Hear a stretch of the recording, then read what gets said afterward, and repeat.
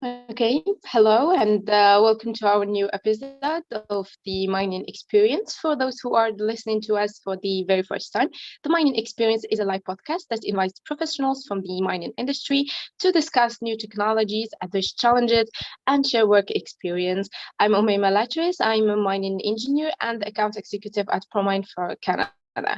And here is my colleague Eva. Hello, Eva.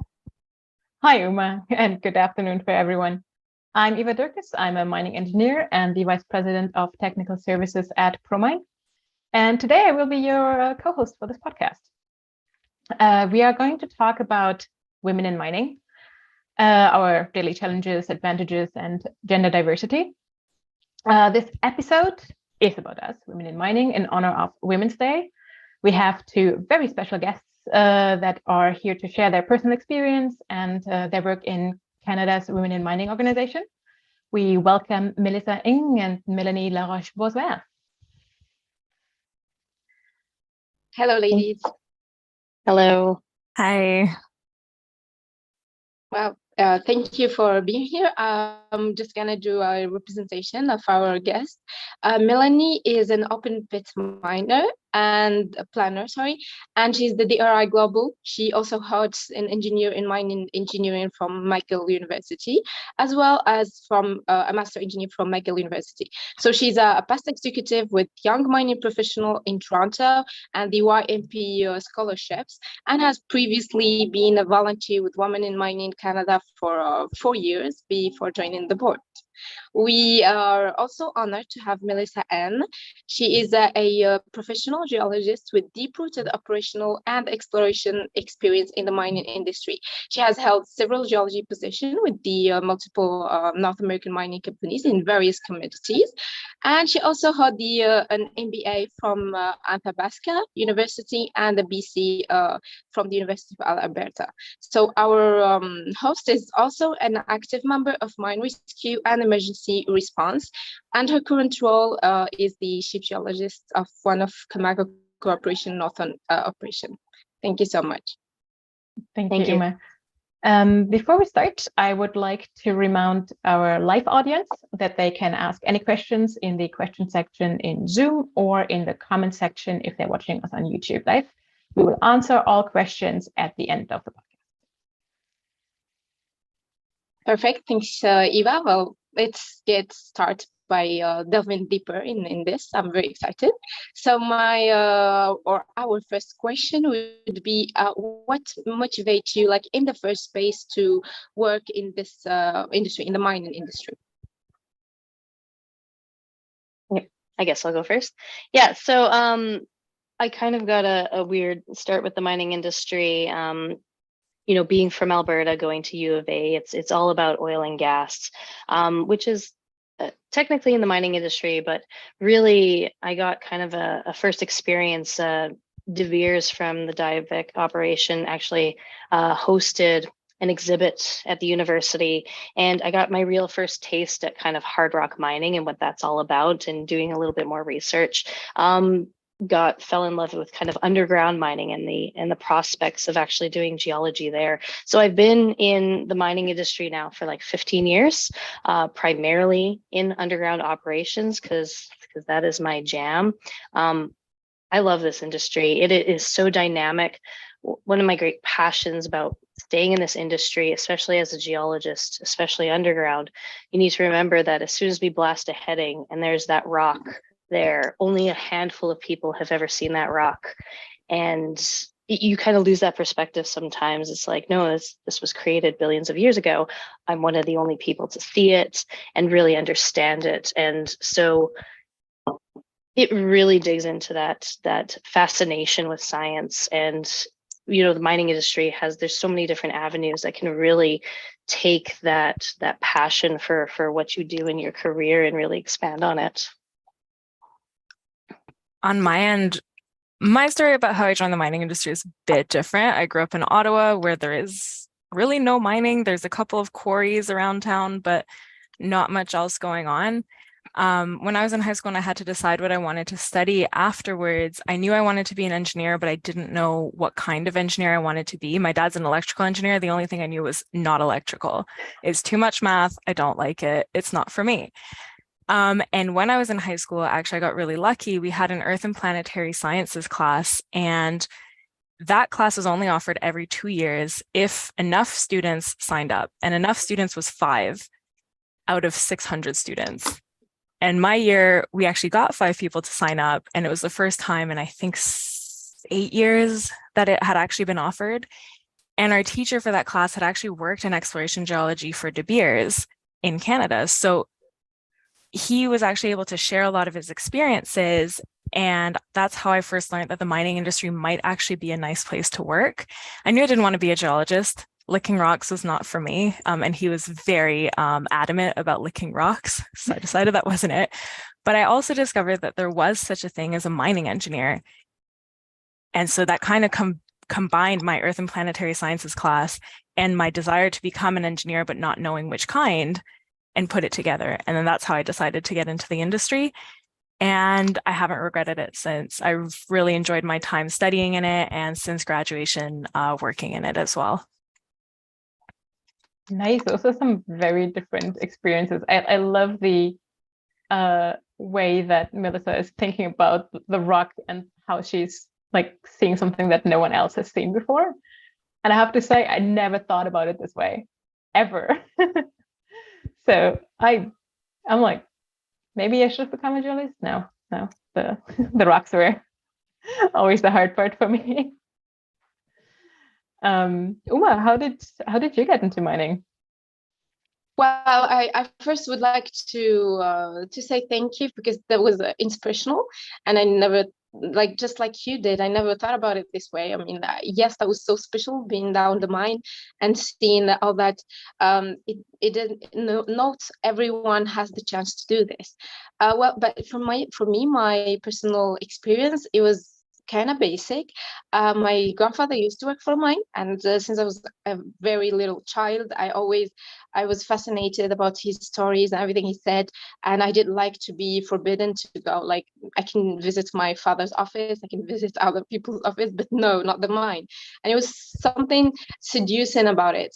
Once I grew up, I learned that I want to be an engineer. I didn't actually know what engineer from the very beginning, but then I learned that there is actually, you can be a miner, an engineer in the mine. And well, that was my motivation. I was really passionate about it. Nice.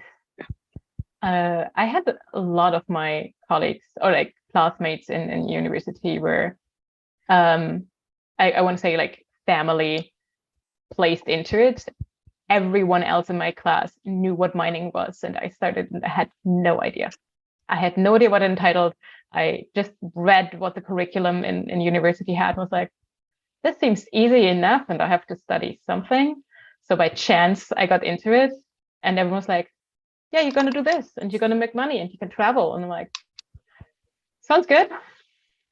So I stayed, and I mean, I didn't regret it, but it was just, everyone else in my class knew what mining was, knew what geology was. And because they family-wise came from the region or things inside of Germany where I'm from that had mining, and I felt very out of place for the first year, but got to be involved after a while. So I found it very interesting that like for Melissa it was just like, oh yeah, the region, you get into it, and for Uma it's family, and for Mélanie it's more also like, okay, yeah, someone else did it and it sounded interesting, and so I try it out. Nice. And you already started a bit saying like how you got into the field, but if you have like one experience, or like as a general concept of like, what's your experience of working as a woman in this mining engineering field? Do you have any fun stories to share, or like a general experience that you would like to share? I'm gonna start with Melissa first, maybe. All right, yeah, that would help. Like, which one of us is gonna talk first? Yeah, no, it's a race to it. I guess just generally speaking, maybe not specifically as a woman, but like I've done operations, so I can only really talk about operations, and I feel like it's almost a different beast because we are in remote locations. I am on rotational work, so I do fly in, fly out, 2 weeks in, 2 weeks out. I've done that again my whole career. I've actually lived in Alberta my entire life with my family, but never worked in Alberta, so that gives me the opportunity to work kind of all over North America at different operations. And being in camps or being in crew houses, it's a little different where those people tend to be your second family. You get really, really close, like deep, close relationships. It's not just coworkers anymore. You're starting to build this second family. The work-life balance just kind of changes in that aspect. I've had some, when times are down and you need somebody to pick you up, you have people around you that you can really, and not just vent, like truly dig down into what's going on with you, what's wrong. You're a big support system. When one of the first places I worked at, when we went into care and maintenance, I had been there for 8 years, and saying goodbye to that family, like we went through, the 7 stages of grief. Like it was almost like a funeral for us. It was a big impact. So the positive things of this is yeah, you start building these relationships you don't think you would ever build with coworkers. People I still in contact with, people still asking me, how's it going? How are the kids? This sort of thing, that, right? It's when somebody has to leave the group, and it happens, obviously, you're going to go off to bigger, better things, right? It is like hard to see, but at the same time, you're like, oh, I'm really proud of this person, moving on and going to bigger, better things. So just in general, like the relationships, it is different than I think maybe in other industries, or even within this mining industry. The difference between operations and kind of office work is we treat each other like family here, and we got each other's backs. That's so Very good to hear. different. Yeah, very different than office work. That's true. So my experiences are very different than Melissa's in the sense that I was a student up until 2 years ago, and then I've been working in an office ever since. So no site work, no family, I guess, at the office to speak of, although I do have some really good friends here. I've also been very fortunate that I have a really good support system around me. So since I was a student, I've been involved with Women in Mining Canada, and that's kind of grown my network of women in this industry really, really well. And I've gained a few mentors through that, and they've shared their experiences and things like that. So whenever I have come across different situations, I always had somebody to go talk to and see from their experience. And they have experience ranging from site work to office work. So they know about the different types of politics and things like that. And their insights have been incredibly helpful in navigating just career in general, and not just like, oh, challenges of being a woman or something like that. Like that's been helpful too, but more just like they're really helpful in general for like life and career advancement and how to navigate through those, which can be very different, as Melissa said, from site to an office. Yeah, for sure. And just one follow-up question from my side. Were you actually able to go to an office, Mélanie, or were you working from home? So with the pandemic, a lot of people had to like switch to work from home. So I'm curious about that. Yeah, I started out during the pandemic. That's true. I was able to actually go to the office because nobody else wanted to go. And so we were actually under capacity. We were allowed, I think, 6 people, and there was 2 of us going in every day. Personally, I prefer going into the office just because I need an excuse to leave my house. Otherwise, I won't leave. Like the pandemic was not hard for me staying home all the time. I didn't even notice that I had spent 3 weeks at home without leaving, to be honest. So for me, it was just important to get that excuse to actually leave and go interact with other people and like just go for a walk, like leave the apartment. Yeah. That is something I can understand. And how was that for you, Uma? Because I know you're working from home. Yeah, exactly. That's what we make. Yes, I was going to say that we can rely, and yet going to highlight the emotional part of like being a family, and that I felt like when I went down to the mine and I saw how those workers were like a very big family, and there are some places caves where they just relax for some time. And I found like that was a home for them. You see what I mean? Especially that mines are in well, not all the time, but mostly in very, at least in Morocco, in distant cities. So basically, they all know each other. And me as a woman there were a lot of respect, and I didn't feel anything bad. I was like physically able, and the communication were excellent. So I didn't see any problem for me being a woman in mining. However, there's still some stereotype that when you walk the street, they tell you, "Oh, I do engineering in mines," and say, "Oh, what, like a mine?" And yes, in a mine, but that's fine. So that's my point of view. Yeah, I also had the experience that I had some people being confused by the concept, but not opposed normally. Just like, you work in a mine? Are you sure? Like, and in English specifically, it's sometimes like, oh, you're making explosives? Like, no, I can work with explosives though, depending on how much they know about the industry. You tell them like, no, diamonds, gold. And like, okay, that's between people that don't know about the industry, that just like, oh, that's a job. You're like, yes, it is.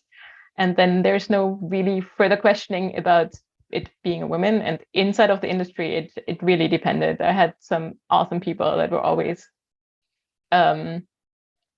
supporting anyone that's new, anyone that shows interest in the field, in working with them. And I had some people coming up and being like, what do you do here? Working, thank you. That are normally then convinced, once you show them that you know things, that you actually did do your studies and that you are interested in the field. It was sometimes funny to see how people reacted to it. Well, speaking of emotional and families, I would pretty much like to know, like, how do you balance work with your personal life? Personal life. Absolutely. Yeah. The question comes up to me quite a bit as soon as people realize I'm a mother of two boys, 10 and 7. I work away from them, 2 weeks away, 2 weeks at home. So this one of the first questions I get asked, it's like, how does that work? Which is interesting because I've not really known anything else, nor was there even a question whether I'd be a mother and working. It was just something that me and my husband set up like very early on. So I guess that was part of it, is I have a very good support system. I know not everybody does. I do have a partner who's able to take care of things when I'm away, so that I can switch my brain off, do work. And then at the same time, I have very independent, autonomous teams that when I'm at home, I can switch that part off, and I know that they're doing things. So yeah, the concept of work-life balance, I mean, there is crossover, 100% there's crossover. I do work at home at work. I bring my, if the kids want to call me and I'm at work, then they're going to call me, but they never do. So it's just a matter of like, this is me. This is who I am. So I don't necessarily see the two as there's work Melissa and then there's home Melissa. I'm one and the same, but you're right. I'm really only able to achieve that because I do have a support system that allows me to live the lifestyle that I want to live and do the career that I want to do and have that. Absolutely. When it comes to relationships, I am single as Pringles, so not the same point of view as Melissa. However, in that same vein, though, what I do make sure when I start dating somebody new is to make sure that they understand my lifestyle and that they accept it. And I have had to end relationships in the past before because they were like, oh, well, you're too busy. You're not spending enough time with me. And I was like, no, this has been like this from the start. You're just no longer okay with it. And bye, essentially. So it was always really important to me to make sure that like I could live the life that I wanted. And if you wanted to be like, if I want you in my life, it's because I want you to be there. And you have to accept that that is how my life is. And I will accept how your life is. So I have a good support system because I get rid of the ones who are not a good support system, essentially. Yeah. That's fair. Mélanie, have you ever considered like a fly-in fly-out position, the way that Melissa apparently has done for the last decades? I have. I decided it was not for me because I'm a bit of a workaholic. So if you give me 12-hour days for 14 days straight, I will not stop.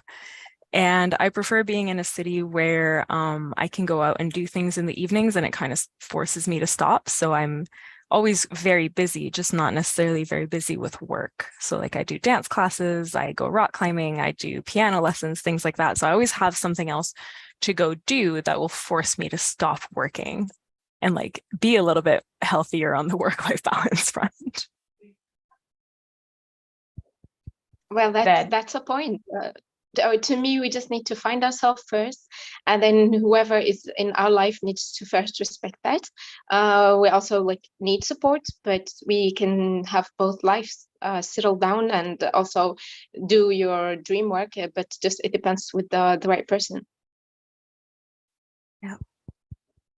Yeah, for sure. And just to know, Melissa, did you always want to do fly-in fly-out, or was it for you like your first position was that way because it was what you found, whatever? Sometimes as a startup it can be harder, and then you stayed with it because you liked it, or was it like a conscious decision? So basically, kind of within mining and geology, you have the two basic avenues. There's, exploration and then kind of mine geology. So during school, I did have an opportunity to go to the Northwest Territories for a whole summer to try that whole exploration side of things. I was with my now husband at the time, so then he was able to experience what it felt like to have me gone for a good straight summer type thing. And I had the experience of knowing what actual grassroots exploration kind of was, because I was already leaning to the operations side, but again, never being on an operation, all I had was, the reference material, right?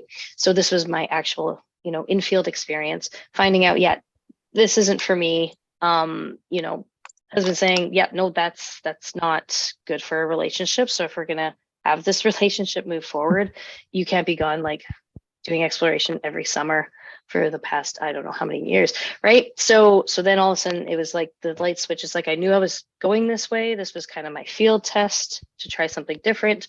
No, I know operations. So when I got my first position, and yeah, like I do remember myself going down underground for the first time, because usually as a safety kind of protocol, they make sure they watch you really closely, because some people react differently with just having the lights go dark. And, it was a drift mine, like it wasn't a shaft mine. So we're driving down in the Toyota, and yeah, he's paying attention to me, and he's like, for some, like your teeth were just these pearl whites, like just shining through the dark like a donut. I've never seen that before. And I'm like, I am so excited. This is great. Like I was a kid in the candy store. So just, yeah, everything from, being part of some of the blasts and design work, to being able to do other things within the community of mining. So yeah, I am on mine rescue, emergency response. I've chaired environmental committees. I'm on the on-site inclusion committee currently. We have a social club that sometimes I run some things or volunteer with. So there's a lot you can do kind of within this space. So, my first experience with it, there's just, it hits so many points right at the right points. And yeah, the rest is kind of history. So yeah, I hope that answers your question a little bit more. Yeah, it does. Thank you. And coming from the like more operational side to the question of, both of you have a master's degree. Mélanie, you directly in mining engineering. I think you got it quickly after your bachelor's, and Melissa as a MBA. What made you decide to get a master's degree? And maybe this time we can start with Mélanie. Sure. I decided to get a master's degree because it seemed interesting. There was no real plan as to why I would go for a master's degree instead of going to work right after graduation. I think the more important question, at least for me, is why that particular master's? Because I didn't really have much of a preference between working and continuing studying, for me, it was important that my master's be applicable to the industry. Because I think a lot of the times too, we kind of get really deep into our research when we're doing research, and we forget that the industry, it doesn't really care right now because your research isn't advanced enough to actually be relevant. And I wanted to make sure that I wasn't going to waste 2 years of my life becoming an expert in something that wouldn't be transferable to the industry. Because our industry is very dependent on work experience, and they value work experience more than they value education normally, especially in engineering and geology. Like if you haven't worked in a mine, but you studied it for 10 years, it means nothing that you studied it if you've never actually been into one.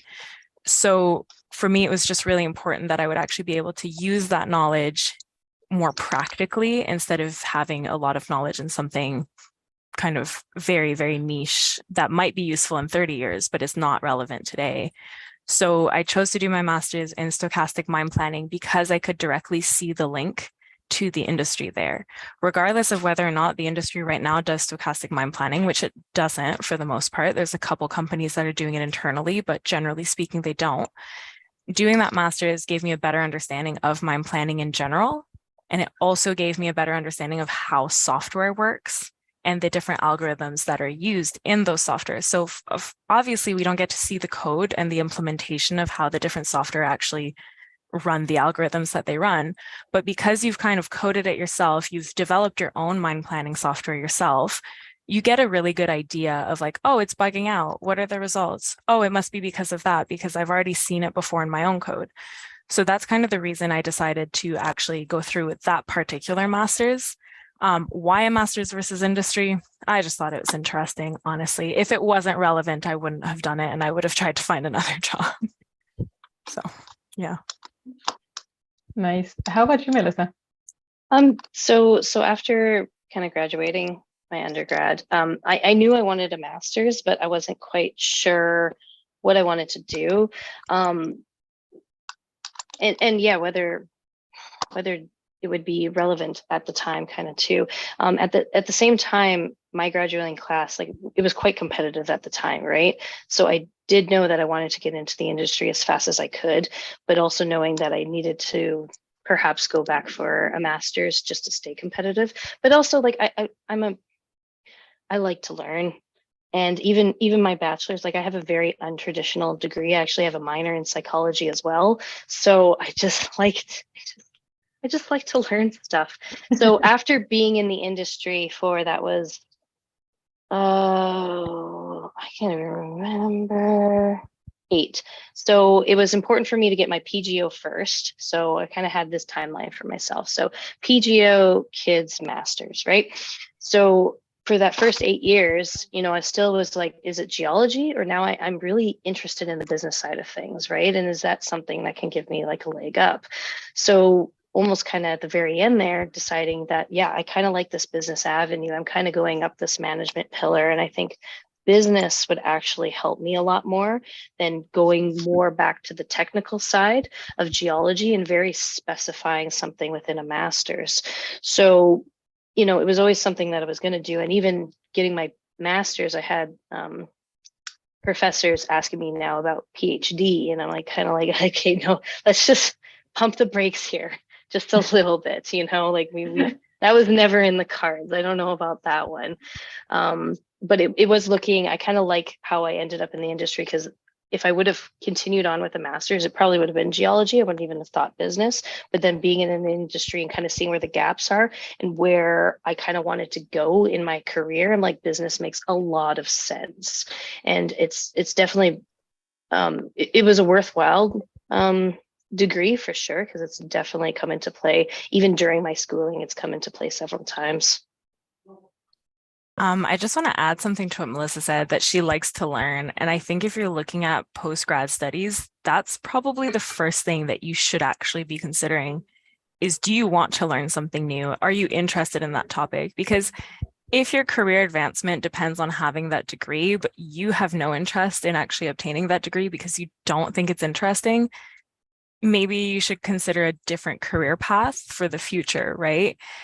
A master's is at least 2 years, right? If you're doing it full time, more than that if you're doing it part-time. A PhD is 5 or more years. You have to want to do that. You have to be interested in your topic. You have to want to learn about that topic. And if like that's criteria number 1 is, do you want to do it? Are you interested in doing it? And then after that is, will it be helpful for you afterwards? So. Yeah, that's a very good point, because I have a master's degree as well, which was nothing I had to think about, because in Germany, where I got my degree at that time and point, it was the only option to get a degree. You would start studying and then you would automatically get a master's degree. So that was a no-brainer. You just do your degree. You want to finish it. Okay, you will get a master's degree. But then I did decide to go for a PhD, and I thought I would enjoy that, and I did not. So I did a year of a PhD and realized that I really don't want to spend another 5 years, or like in total 5 years, on getting another degree. And in the beginning, I thought, oh, maybe it was the topic that I chose, but then I also realized that other options, because a lot of my friends were also getting PhDs. So I looked around what else as a topic would have been out there, and I just realized that no, spending 5 years on just one topic to get really nerdy, very deep knowledge of it was just not for me. And having this realization while I started, and I was devastated, because I was just not prepared to give something up that I started, because I thought this would also not look good for me. But I think actually more devastated was my mother, who was so excited to have a doctor in the family. But it was easier to disappoint her than myself, because I found it very destroying to like start something and stop. So yes, Mélanie's advice of, do you really want to do this? Think about this beforehand, is should be taken to heart. Well, another thing too is, as Melissa said, like what she wanted to study, she knew she wanted to go back and study, but what she wanted to study ended up changing over time. And I think that's another important thing. I did my master's straight out of school. If I was to go back to school today and do it, I probably wouldn't do the same thing. And that's okay. I don't regret doing my master's at all. But what I would have studied was likely going to be very different if I was going to do it today rather than, 3 years ago. So that's another thing too, that whenever somebody comes to me and asks me, should I do a master's? I tell them, go work in the industry, go figure out what you enjoy doing first. Also, go make some money. The industry is doing well. Like, you can always go back to school, but like the industry is not always going to do well. So like, go figure it out. Now's the time to go explore. And then based on that, because like you might end up doing, oh, I really enjoy rock mechanics, and then do a master's in it, and then realize you don't actually like to do rock mechanics in a mine. Right? Might not be for you, or same thing with ventilation. So it's important that you actually go figure out what you want to do, and then kind of go study it to expand your knowledge if you're still passionate about it afterwards. And that's a good point about how volatile this industry is. So a lot of people I know that got their masters in geology were actually couldn't find the jobs during the financial crisis, kind of 2007, 2008, around there. So what did? They went back to school. Times are tough. I know geologists that are now also accountants, so they've doubled up, so there's, oh, wow. Yeah, there's definitely, you don't have to rush into it at all, because there's going to be other opportunities, that's for sure. Yeah, I mean, what I keep telling the people that come to me to ask me questions about it is the university is not going anywhere. There will always be master's programs. There will always be professors looking for master's students or PhD students, things like that. The jobs in this industry will go somewhere. They will disappear, and then they'll come back eventually, but they're not going to stay. But the master's opportunities will stay. They will always be there. That's very true. That's very good advice. I support this idea, Mélanie. However, I think what most of people think is that maybe now that I'm studying, I want to do it directly after I graduated. This way I keep the same lifestyle.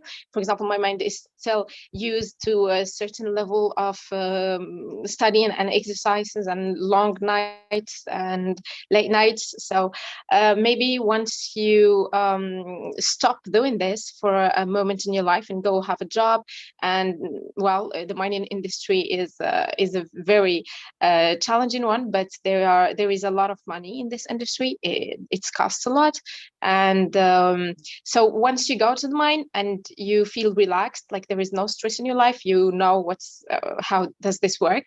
It makes it hard for you, like, oh, should I like study another 5 years in my life? But then again, you know, and you learn what do I want my PhD to be about. And this is a hook. There is a saying that this is not the exact lyrics, but it's the more you know, the more you learn, the more you know that you don't know enough. So once we're in mine, I always realize that, oh, there is another long way to go to be like to know everything about it. So that's a hook for us to continue studying and searching for what we like.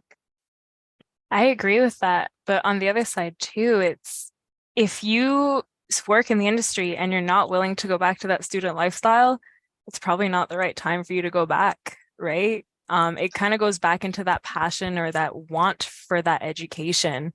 Do you really want it? Knowing everything that it entails, it's kind of like the big question for me. Like, do you want to go live 2 years of like the student lifestyle? No, probably not the right time for you to go back and go to school. Maybe at one point, like maybe during the next downturn, it would be a better idea.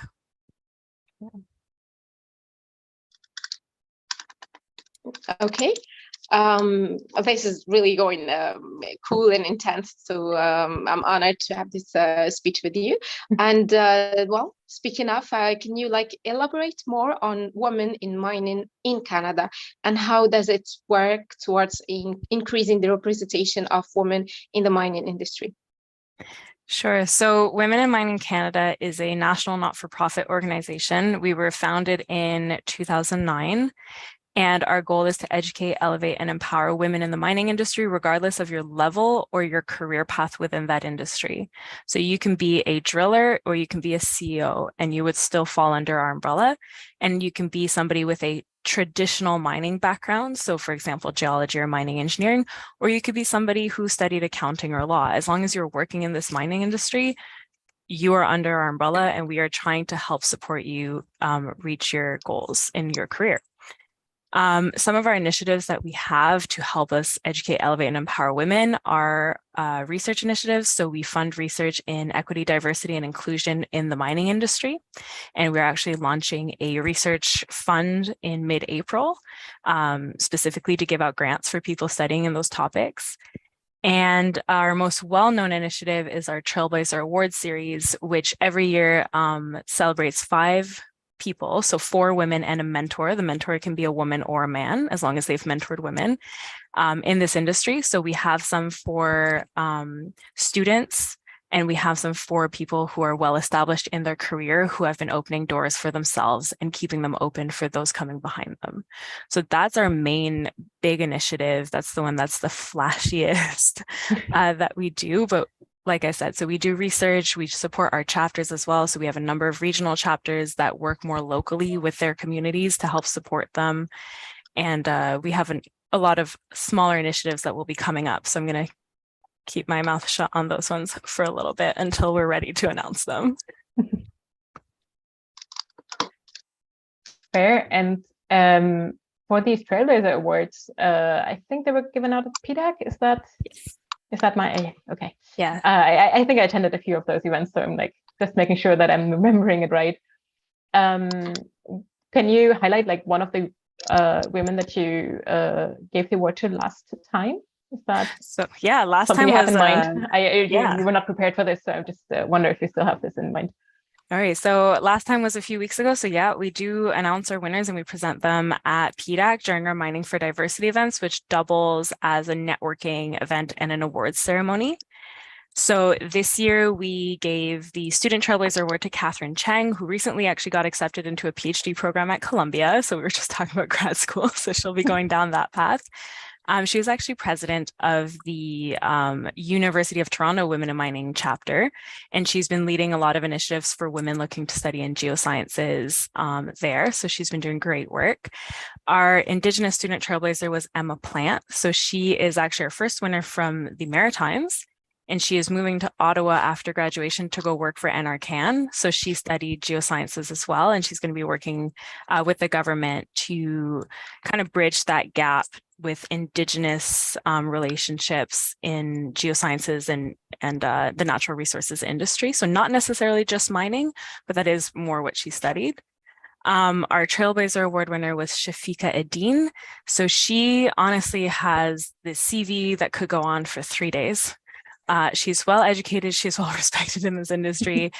She currently works for Orla Mining. She is, if I remember correctly, their Chief Sustainability Officer, and she's been doing wonderful work there.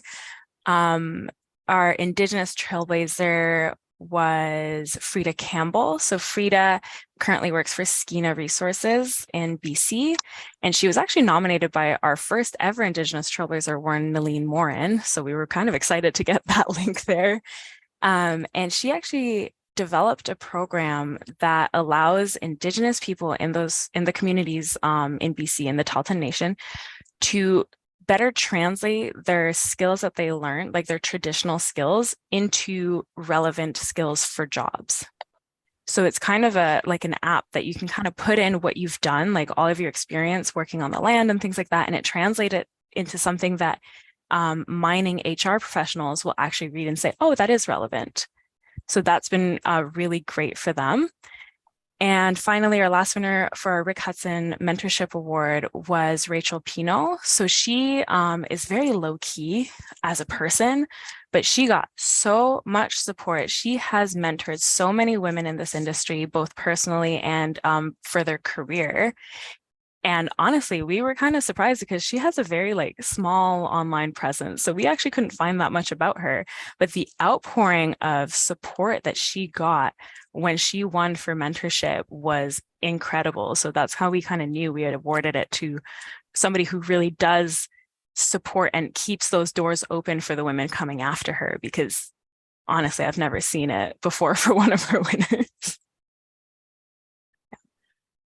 That is fantastic. Just as the information about the different people and the different types of people that you can award and highlight with these awards is fantastic. And specifically with these mentorship ones, it can be so important for anyone to get just the right guidance, the right information at the right time from the right person. And depending on where you are in your career, just knowing about the next step, the next things that you should do, could do, what kind of doors shall be open for you is really interesting to see. And yeah, now I have to admit that I'm actually not part of the Women in Mining Canada group. It's okay, you can join us. It's fine. We're open. And I remember sitting next to you, Melanie, at an event once, and you were telling me about it. It's like, oh yeah, I should consider this, and then it just went down. We can have a chat after. But I did want to add one more thing about the mentorship, because it is really important. And actually, we did have a few students tell us they struggle to find mentors, right? Who look like them or who have that similar career path, because oftentimes if you sign up for a mentorship program, there's not necessarily somebody who kind of matches what you're looking for, who has that career path that you're looking for. So you might get matched with somebody who means well and would be able to support you really well personally, but not necessarily career-wise. So mentorship really is important. And that's kind of why we wanted to highlight them. And I don't think there's that many awards out there for the mentors, right? We always recognize the people doing the work, but we don't necessarily recognize the support system that goes with it. And that's why it was important for us to kind of make that award. And it can be men or women, right? So as long as you're supporting other women, it doesn't matter who you are or what you do. It can be personal, it can be career-wise, it can be anything. But we wanted to make sure that we were recognizing the support system, because it usually kind of is under the radar or gets a small mention in the acceptance speech. Like, I'd like to, thank my mom for helping me throughout. Well, the mom needs to be recognized too, right? Yeah, for sure. And sorry, go ahead, Uma. Well, I was saying that I love the sense of solidarity in these, to have a mentor, someone who's going to support you in your career. And yes, that's sad that they're always behind the scenes. So there is a star, but yeah, someone helped building that star. So yeah, that's absolutely true. Thank you so much for having this idea here. Yeah, and it's mentioning it that yes, this can also be men, obviously. Like this just needs to support someone. I remember going to one women in mining event in 5 years ago, I think. And my male colleague was like, oh, I don't think I can show up there. I'm like, you employ 6 women in mining. Yes, you can. This is not something that's just supposed to be for women. It's supposed to highlight women, yes, but it's not only like fighting for ourselves. No, it's like incorporating other people as well. Yeah, I mean, inclusivity includes men, right? Yeah. We're about inclusivity. We're not about excluding people for the sake of another one. Yeah, that's always something that I try to tell other people, and that's why I wanted to highlight it here, because I never had the feeling that the women in mining was like, no, we have to exclude other specific people. No, we just highlight one part of the audience and include everyone else as well. Seeing as we talked about like mentors and to put in career moves, I just gonna put out the next question is like, what have you seen as like significant barriers that women can face in mining? And if you had some yourself, how did you overcome them? Melissa, maybe you want to start. Sure. So one of the barriers is kind of in this industry is retention of women too, right? So as we're transitioning to what we're calling inclusive culture, right? Inclusive for everybody. Can you bring your true self to work? Am I heard? Am I listened to? Do my thoughts matter? Is everything that I want actually in this position? So this industry we're good at recruiting, I think, highlighting the great things that this industry has to offer, but we kind of lose out a little bit on retention. So one of the barriers we have for a lot of women coming in is, we don't have enough women in these senior leadership roles, because if they come in and everything is very visual, if you don't see somebody that looks like you in those leadership positions, can you really visualize yourself in those positions, right? So I think that's one of the shortcomings of this industry is we're still not there yet. We're around 14% women in this industry. I know for sure for operations side, we're on the low end of that 14%, right? So if you don't have, and it's not just also with women, like we broaden it to anything visual, right? So anybody that comes in, if they don't see somebody that represents them up at the top, if again we're seeing our Caucasian male counterparts in these positions, it's becoming a really hard time. And at the same time, a lot of these people are our allies as well. So it's a matter of working together to try and just create this environment that supports these people coming in so that they can actually progress in this industry and want to stay in this industry. And it is something this industry is struggling with, because that 14% hasn't really moved in the last decade, right? So we're obviously failing somewhere. And I think that's one of the key things is this senior leadership and representation at that level. I would agree with that, but I would also like to add that it's important to have various backgrounds for the women at that senior level, because unfortunately we have more non-technical roles, which tend to be more female dominated in general. And so they reach to the top, but I very rarely see a woman at the top who has a geology or an engineering or in operations, like who went from being a haul truck driver and made her way up. But I do see a lot of lawyers, accountants, and HR professionals at the top. And for me, it's great to see that they've made it to the top, but it's not super relevant for my own career path because I'm not in any of those fields. So I think I agree with Melissa. It's really important to see them at the top, and I'm more than happy to see them there, and I don't want them to go anywhere. But I would also like to see different types of backgrounds be represented at the top rather than the ones that are oftentimes more female dominated to begin with. No, absolutely. And that's kind of what I was getting at, is like when you're looking at your career path and you're looking at all the steps, because even like how many general managers are there out there that are female? That's huge, because you're telling your entire like operation and every single person on there that, yeah, you can move to this position. But right now that representation is not really there. So yeah, it's up to your own self-motivation to see yourself there instead of that visual. Yeah, I agree. And then when it comes to retention, I agree with what Melissa said. And when it comes to attraction, I think we're good at attracting people who are already aware of the mining industry as a career path. I think the mining industry has focused in general in their recruitment efforts in mining towns or places where people are already aware of it, because there's, their families are from mines, or there's one down the road, or they're an ex-mining town that's now done something else, so they know their history. But when you come from a place that has very little mining and no real like easy link to make, the mining industry is not really putting any effort there. And I think that because people are already aware of the mining industry in those places where they're putting their efforts, it's not necessarily bringing any new blood, versus if they were to start going to other places, you might actually be able to attract new people. Like if you go to a high school in Toronto, Toronto is the mining finance capital of the world. We've got so many head offices of mining companies, and not one high school student will know that they're there.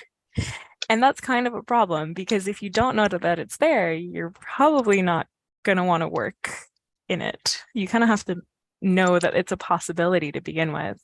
So I think on the attraction front, we can do a lot more work in the non-traditional kind of talent pools. One of the best things I've ever seen kind of on that front is nutrient. So when you go to a museum, or you go to so again, being a mom, you go to a science center and stuff, right? What do you learn about? You learn about agriculture, you learn about space.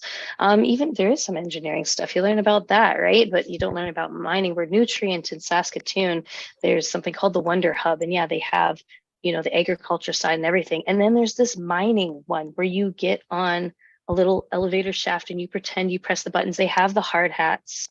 They have the tagging board for the kids. And then you go underground, and they got conveyors, and they got the little vehicles, and you're doing all sorts of stuff. So like introducing that kind of aspect to children is probably one of the best things I've seen an actual company do. Right. So yeah, I think to Melanie's point, you're right. It's just like, if you know mining, you know mining. Some people just happen upon mining, but there's so much untapped, kids will always see the police officers, the firefighters, and all this other stuff. They don't get to actually see this other side. And mining is huge in Canada. Yet, even when I got into it, we were saying early on, well, what's mining? What's that job, right? Yeah, my family's like, so what do you do?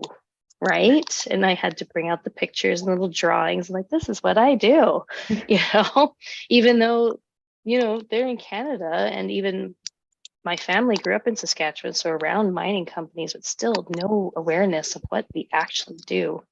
I think my favorite was last year, our Student Trailblazer Award winner was Madison Conway. And in her speech, she said, being from BC, I really didn't know anything about the mining industry. And all of us in the room were like, what are you talking about? Mining is huge. But I think that's just like the perfect example of, if you're not already in it, it's not there at all. And to Melissa's point about museums, like when I was in Chile, Chile's Science and Technology Museum has a whole section about mining. Our science and technology museums here typically don't, right? It's about all the cool little techie stuff, but there's not really a mining section in any of the museums normally. And I think that's another thing that we're missing, is just integrating mining into like everyday life. Museums should have it, like science and tech museums, history museums should have a history of mining in there as well. Like there's so much you can do of just integrating it into real life, or a normal life for most people, rather than having it, well, this is mining and then this is everything else on the side. Okay, yeah. Yeah, Uma. Yeah, sorry. I just want like to because we are almost finished with this episode, so I want to remind our live audience that you can leave questions either on the comment section if you're watching it live, or in the section on Zoom. Thank you so much. Yeah, and as one of the last question from our side, we're just going to go for the open-ended. What advice would you give to young women that are interested in entering the mining industry? Melissa, do you want to go first? Sure. Okay. I'd say, like, with social media the way it is today and stuff, like, networking is so much different than when I entered, right? And I just had, where I worked, and that was my group, right? This industry is vast. The international side is vast. So it's building your network. So going to events, because depending where you land in this industry depends, like if you want to build that female network, there's only going to be so many there, right? But there's a vast network out there, and we're all here to support each other. So, it's getting out there fast and getting out there strong, and just start networking amongst us, and we're all here for each other. Great. My advice would probably be yourself. I've seen very girly girls and I've seen very tomboyish girls in this industry, and all of them have been like pretty successful and people respect them for who they are. And the ones that I've seen who have struggled the most are the ones who are trying to fit a certain image because they want to fit into a certain group. And it's like there's somewhere for everybody in this industry. You can be yourself. If you're a super girly girl and you want to wear pink everywhere, you can. And if you are like, this is not for me, I just want to wear like my plaid shirt and like my ripped jeans and just like sit in a corner, you can also do that. And it's okay. It's when you try to be somebody that you're not, that you're going to end up not really making true connections with people, either in your network or just friendships in general. And then you're going to end up not really enjoying your time in the industry either. That sounds like a very solid advice, both of you. Thank you so much. That's valuable. Thank you, ladies, so much, and for all these experiences and advices for female in mining and in general. And I would like also to thank our attendees. We can give you some time if you want to ask any questions. And with this, we have arrived to the end of our episode. We would like to thank you, and let's see the questions.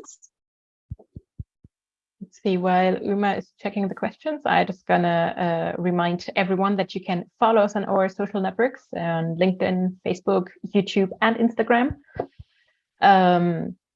where we post all of the information about our software and all of the events that we're doing. So we can see if there is a question. Uma, do you have access to those? There are no questions in Zoom, and I see a question in one Zoom. in Zoom. Yeah. The question was like, how can we join Women in Mining Canada? So what I have to do on my side, I guess. So there's like 4 different like ways that you can get involved. So if you're interested in becoming a member, you can go to our website and sign up to become a member. We are currently working on developing more member-specific content. So that was one of the initiatives I'm like being more shush about because we are not quite ready to launch it yet, but we are almost there. You can also volunteer with us. So for that, you can also fill out the form that says I want to volunteer. And it's actually me who's going to get in touch with you to see where exactly you'd like to volunteer. You can apply to become a board member as well. So our applications for board positions open in January. So it's a bit late now for this year, but if you're interested, you can do it next year. And then we have 12 board positions. So you would go through the general election for that. And then the last way is if you're interested in having your company be involved, you can get involved as a sponsor and work with us. So it'd be like a link between WIM Canada and your company to work on joint initiatives and things like that. Those are the 4 main ways you can get involved. Yeah, it sounds great. Thank you so much for that answer, Melanie. I think that was the only question we got live today. Uma, correct me if I'm wrong. Yeah, that's it. All right, then I would say thank you so much for all of our attendees and for my co-host Uma for being here. This was another episode of the Mining Experience, and All of you have a wonderful day. Thank you. Thank you. Have a wonderful day.